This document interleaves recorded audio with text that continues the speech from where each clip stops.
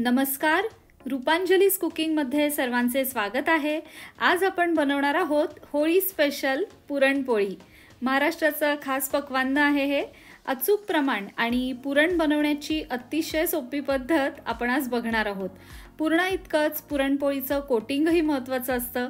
अतिशय मऊसूत रेशमासारख्या पुरणपोळ्या बनवण्यासाठी कणिक कशी मळायची हेही छोट्या छोट्या टिप्स सहित दाखवणार आहे। तर आधी साहित्य बघूया। 5 ते 6 पुरणपोळ्या करण्यासाठी आपण 1 वाटी काठोकाठ भरून चणा डाळ घेतली आहे। त्यानंतर 1 वाटी बारीक चिरलेला गूळ घ्यायचा आहे आणि पाव वाटी साखर घ्यायची। जी वाटी डाळ मोजण्यासाठी वापरली होती त्याच वाटीनी बाकीचंही साहित्य म्हणजे गूळ आणि साखर मोजून घ्यायचं आहे। म्हणजे 1 वाटी डाळ, 1 वाटी गूळ आणि पाव वाटी साखर या प्रमाणात परफेक्ट गोड पुरण होतं। आणि 1 टीस्पून जायफळाची पावडर घ्यायची। आता सगळ्यात आधी मी डाळ स्वच्छ धुवून घेतली आहे। 1 वाटी डाळीमध्ये 1.5 वाटी पाणी घालून साधारण 1 तास ही डाळ आता भिजत घालायची। डाळ भिजलेली असेल ना तर ती छान मऊ शिजते आणि मग पुरण करायला सोपं जातं। तासाभरात डाळ छान भिजली आहे। आता यात 2 चिमूट बेकिंग सोडा घालायचा आणि कुकरला 5 ते 6 शिट्ट्या करून डाळ छान मऊ शिजवून घ्यायची। यानंतर एक महत्त्वाची स्टेप आपण बघणार आहोत। डाळ शिजेपर्यंत आपण पुरणपोळीसाठी कणिक मळायला घेणार आहे। कारण कणिक जेवढी जास्त वेळ छान भिजेल तेवढ्याच पोळ्या मऊसूत होतात। त्यामुळे आता कणकेसाठी काय साहित्य घ्यायचंय ते बघूया। डाळ मोजण्यासाठी जी वाटी घेतली होती तीच घ्यायची। 1 वाटी काठोकाठ भरून गव्हाचं पीठ घ्यायचंय।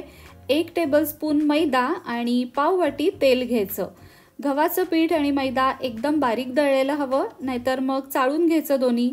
सो 1 वाटी कणिक, 1 टेबलस्पून मैदा आणि पाव वाटी तेल हे प्रमाण ॲक्युरेट फॉलो करा, म्हणजे मस्त होतील पोळ्या। आता कणिक भिजवायला घेऊया। गव्हाचं पीठ आणि मैदा एकत्र करून त्यात पाव चमचा मीठ घालायचं। मिक्स करून त्यात लगेचच तेल घालून टाकायचं। हे एक प्रकारे आपण गार तेलाचं मोहनच घालतोय नाही का। कोणत्याही पदार्थाचं कोटिंग बनवताना आपण जे तेल किंवा तूप वापरतो ते गरम, कोमट किंवा रूम टेम्परेचरचं कसं घालतोय यावर ते कोटिंग खुसखुशीत, क्रिस्पी, कडक किंवा मऊ कसं होतंय हे अवलंबून असतं। वेगवेगळ्या पदार्थांना काय टेम्परेचरचं मोहन घालायचं, म्हणजे ते किती गरम करायचं यावर एक सेपरेट व्हिडिओ बनवण्याचा मी विचार करतेय। एनिवेज, आता आपण पुरणपोळीवर कॉन्सन्ट्रेट करूया। एकदम मऊ आणि बऱ्यापैकी सैल अशी कणिक भिजवायची आहे। हे बघा, ही इतकी सैल कणिक भिजवली मी। आता हाताला जरा तेल लावायचं आणि 2 ते 4 मिनिटं ही कणिक एकदम छान मळून घ्यायची।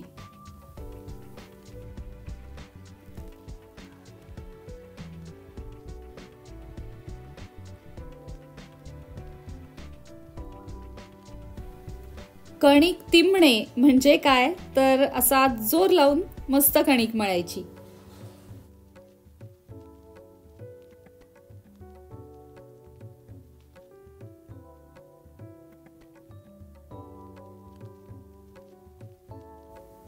मस्त मऊ लुसलुशीत कणिक भिजली आहे।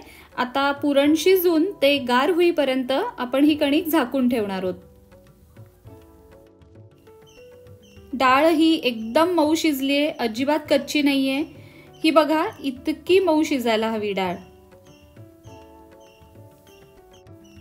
आता ही डाळ गरम असतानाच पुरणाच्या चाळणीत मी ही डाळ टाकतेय।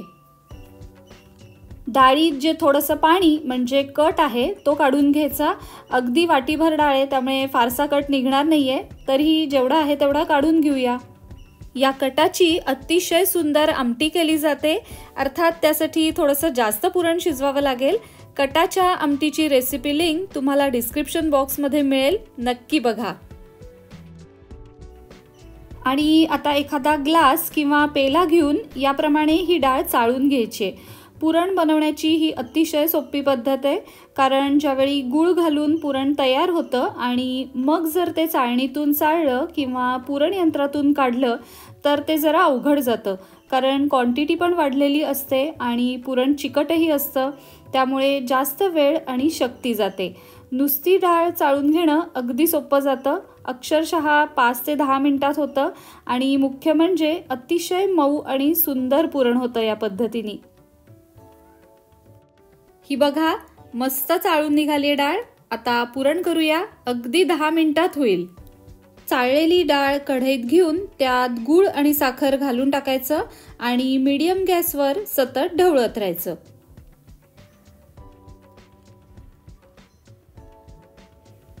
सुरुवातीला पातळ होईल मिश्रण आणि हळूहळू घट्ट व्हायला लागेल।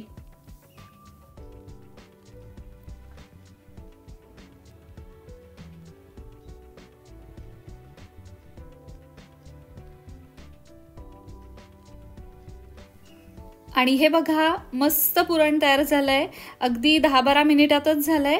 आता पुरण किती घट्ट पाहिजे हे चेक करण्याची एक पद्धत आहे। पुरण ढवळण्यासाठी आपण जे उलथनं किंवा डाव घेतला असेल तो पुरणात या प्रकारे उभा राहायला पाहिजे। हे बघा सपोर्ट शिवाय हे उलथनं व्यवस्थित उभं राहिलंय म्हणजे पुरण एकदम बरोबर झालंय। तर आता मी गॅस लगेच बंद करते। ढवळताना किंचित सैल वाटू शकेल पुरण, पण गार झाल्यावर अजून थोडंसं घट्ट होईल। इथे 1-2 छोट्या टिप्स सांगते। पुरण जर चुकून थोडंसं सैल राहिलं तर ते एका मलमलच्या किंवा कॉटनच्या कापडावर ठेवायचं, म्हणजे एक्सेस पाणी शोषलं जाईल त्यातलं, किंवा मग अगदी चमचाभर तांदूळाची पिठी त्यात घालायची आणि छान मळून घ्यायचं।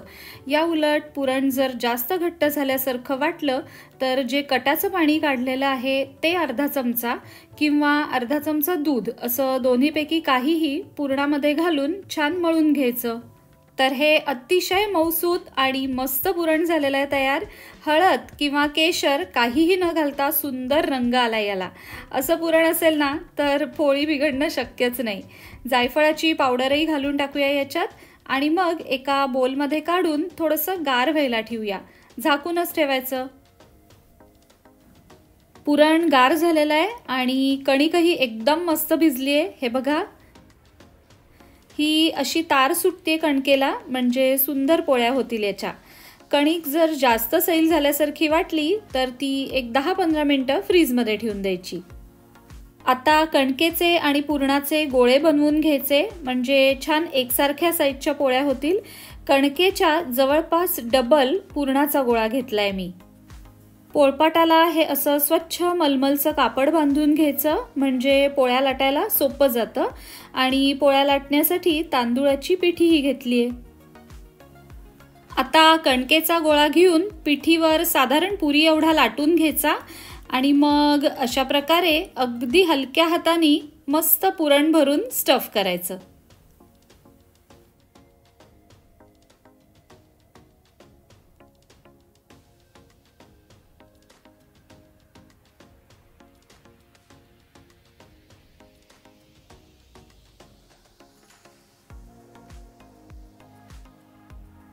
हलक्या हाताने पातळ पोळी लाटायची, लाटण्यावर जास्त प्रेशर द्यायचं नाही, अगदी फेदर टच म्हणतो ना तसं लाटायचं।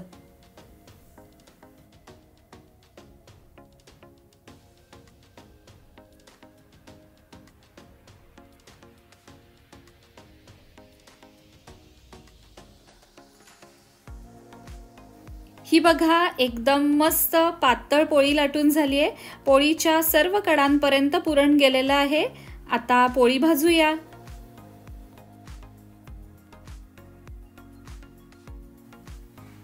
क्या बात है, मस्तच। अशाच सगळ्या पोळ्या करून घेऊया।